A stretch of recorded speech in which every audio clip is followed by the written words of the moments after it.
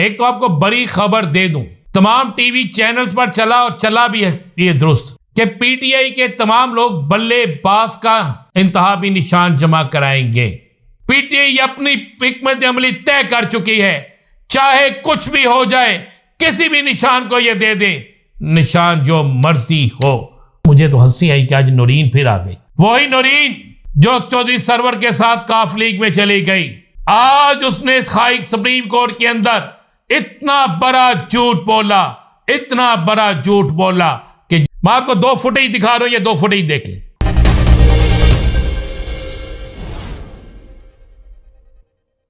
बिस्मिल्लाहिर्रहमानिर्रहीम, अस्सलातु वस्सलामु अलैका या सय्यदी या रसूल अल्लाह, अस्सलातु वस्सलामु अलैका या सय्यदी या हबीब अल्लाह। तमाम सुनने वालों को अस्सलामु अलैकुम। मैं हूं राना अज़ीम और आप देख रहे हैं राना अज़ीम ऑफिशियल यूट्यूब चैनल और फेसबुक पेज। एक तो आपको बड़ी खबर दे दूं, तमाम टीवी चैनल्स पर चला और चला भी है ये दुरुस्त कि पीटीआई के तमाम लोग बल्लेबाज का इंतहाबी निशान जमा कराएंगे। तहरीक इंसाफ नजरियाती का निशान इंतहाबी निशान जमा कराया जाएगा। तमाम के तमाम उम्मीदवारान को इंतहाबी निशान पहुंच गया। बहुत से लोगों ने इंतहाबी निशान जमा करा दिया। जैसे इंतहाबी निशान जमा होता है, इलेक्शन कमीशन की तरफ से फौरी तौर पर एक नई चीज आ जाती है कि जनाब किसी सूरत में भी इंतहाबी निशान अलाट नहीं किया जाएगा। कहा जाता है पहले आप पहली पार्टी छोड़ें, उसके बाद आप नई पार्टी जो है उसको ज्वाइन करें, फिर आपको माना जाएगा। उसके कुछ ही देर बाद पता चलता है कि पीटीआई नजरियाती ग्रुप के चेयरमैन जिनके साइन से लेटर जारी हुआ वो अचानक गायब हो गए। फिर एक प्रेस कॉन्फ्रेंस भी सामने आ गई जिस पर उन्होंने जो कहा वो आपके सामने है।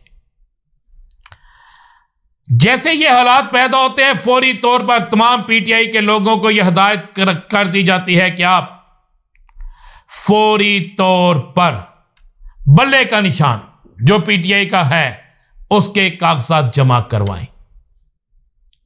वो जमा करवाने जाते हैं, वहां पर भी भड्डा कुछ आरओ कागज वसूल कर रहे हैं, कुछ आरओ वसूल नहीं कर रहे। किसी जगह कोई चीज है, किसी जगह कोई चीज है, लेकिन बहुत सी जगह पर फिर बल्ले का निशान का लेटर का सर्टिफिकेट जमा हो जाता है। इस सारी सूरत हाल में जो चीज सामने आती है वो चीज ये है कि किसी सूरत में पीटीआई को इलेक्शन ना लड़ने दिया जाए, लेकिन पीटीआई अपनी हिकमत अमली तय कर चुकी है, चाहे कुछ भी हो जाए किसी भी निशान को यह दे दे, निशान जो मर्जी हो, इलेक्शन तो लड़ा जाएगा। शुएब शाहीन बाकायदा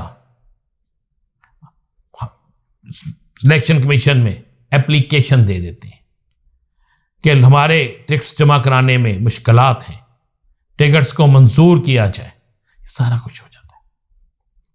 लेकिन एक प्रेस कॉन्फ्रेंस के बाद सब समझ गए कि प्रेस कॉन्फ्रेंस किस तरह थी, क्या नहीं। अगर साइन जाली है तो फिर बिल्कुल कार्रवाई होनी चाहिए। अगर साइन जाली नहीं सर्टिफिकेट पे तो फिर सोचना पड़ेगा हालात किस तरफ जा रहे हैं।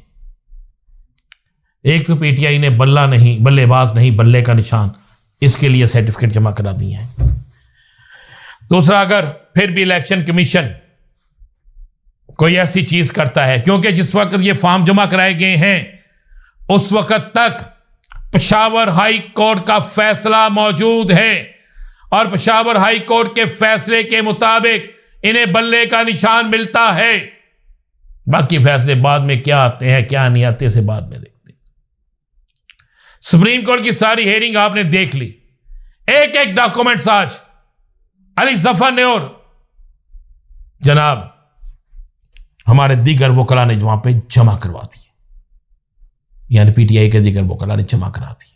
उसके बावजूद भी जो हालात चले वो आपके सामने। मुझे तो हंसी आई कि आज नूरीन फिर आ गई, वही नूरीन जो चौधरी सरवर के साथ काफ लीग में चली गई, आज उसने हाई सुप्रीम कोर्ट के अंदर इतना बड़ा झूठ बोला, इतना बड़ा झूठ बोला कि जिसकी इंतहा ही नहीं है।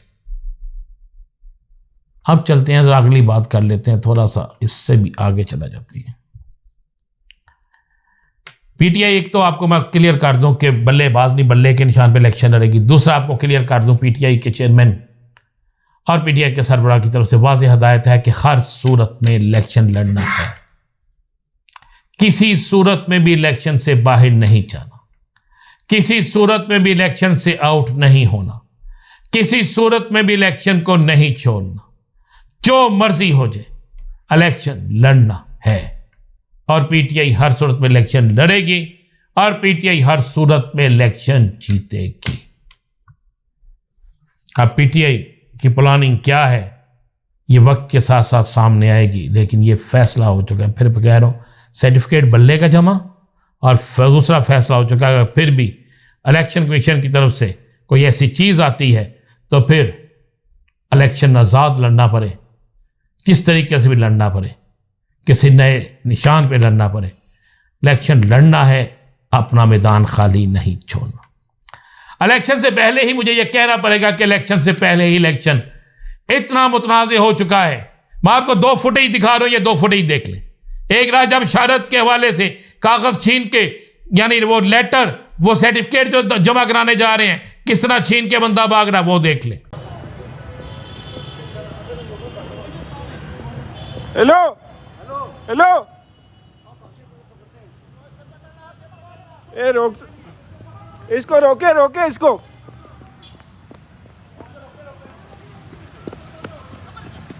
रोक ले इसको। हेलो, नहीं नहीं नहीं नहीं नहीं, फाइल किधर लेके जा रहे हो? फाइल किधर लेके जा रहे हो? कौन सी फाइल है? ये खोलो जैकेट। मेरे पास कोई फाइल नहीं। जैकेट खोलो जैकेट। मेरे पास कोई फाइल नहीं। खोलो जैकेट और रोको भाई, इसको पकड़ो। दूसरा मुल्तान में पीटीआई का टिकट होल्डर टिकट जमा कराने जा रहा है, उसके साथ क्या हो रहा है वो देख ले। से क्या होगा? बंदों से कुछ नहीं होगा। पाकिस्तान वसीम खान जिंदाबाद, वसीम खान जिंदाबाद। इन तमाम हालात के बावजूद सुना कर्क में तो प्रिजाइडिंग ऑफिसर साहब भाग गए हैं, वो जमा ही नहीं कर रहे। ये बाकायदा सारी चीजें सामने आई हैं। लेकिन इसके बाद चूंकि अब इलेक्शन इतना मुतनाज़ हो चुका है इलेक्शन से पहले कि शायद इस इलेक्शन को के रिजल्ट को मानना किसी के लिए मुमकिन ना हो। मैं ये नहीं कहता चीफ जस्टिस साहब की हुक्म के मुताबिक, मैं किसी को यह नहीं कहूँगा कि ऐसा नहीं ऐसा, लेकिन मैं ये ज़रूर कहूँगा कि इलेक्शन जब मुतनाज़ा हो जाए तो ऐसी चीज़ें सामने आ जाए तो फिर इलेक्शन मुतनाज़ा होता है कि एक तरफ चेयरमैन पीटीआई सुप्रीम कोर्ट में मौजूद हैं और दूसरी तरफ उनके घर पुलिस का रेड होता है। पुलिस बहाना के डालती है, जनाब इश्तिहारियों की तलाश के लिए गए, वहाँ गए तो पता चला नहीं नहीं ये बैरिस्टर साहब का घर है, वापस चले गए। और ये नहीं पता आईजी साहब को कि वहाँ पर इश्तिहारी था कौन। बड़ी बात है। आपको एक और खबर दो, एक बड़ी साजिश बेनकाब हो गई है। साजिश बड़ी खौफनाक है और ये जो बड़ी साजिश बेनकाब हुई है, उस साजिश के तहत हर सूरत में पीटीआई को इलेक्शन से बाहर निकालना था। हर सूरत में तहरीक इंसाफ को इलेक्शन से बाहर निकालना था और कुछ लोग तहरीक इंसाफ के अंदर किसी और के पेरोल पर मौजूद थे, लेकिन इसके बावजूद भी ना तहरीक इंसाफ ख़त्म हुई है, ना ख़त्म होगी और ना इसे कोई ख़त्म कर सकता है।